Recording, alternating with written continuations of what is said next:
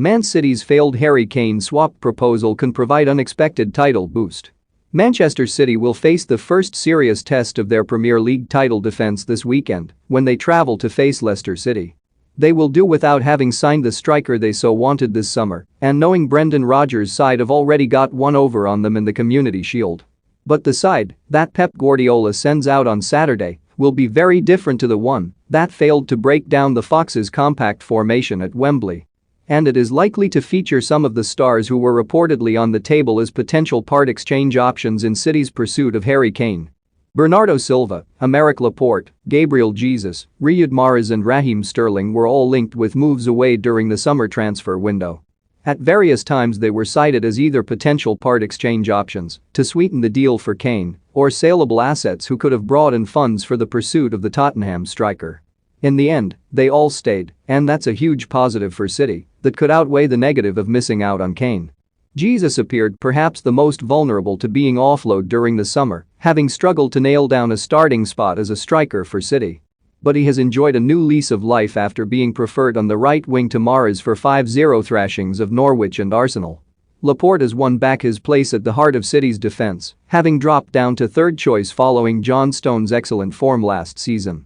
And after remaining on the bench for the season-opening defeat to Spurs, the brilliant Bernardo returned to his regular midfield spot for the Norwich and Arsenal games.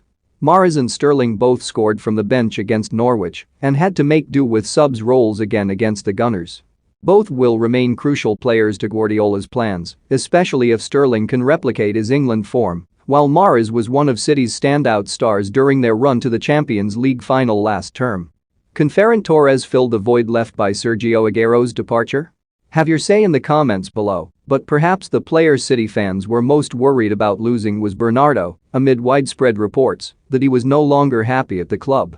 After remaining on the bench for the season-opening defeat to Spurs, the Portuguese ace returned to his regular spot for the games against Norwich and Arsenal, with Guardiola going back to his most consistent midfield three from last season of Bernardo, Rodri, and Ilkay Gundogan.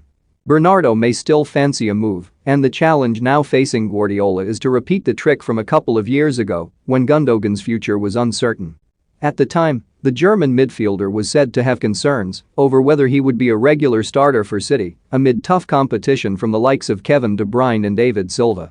But City convinced him to stay, and he has become one of the first names on the manager's team sheet, having been arguably their best attacking player last season. If Bernardo can be similarly convinced of his future as a key player at the club, he may be persuaded to stay for the remaining 4 years of his contract and maybe beyond.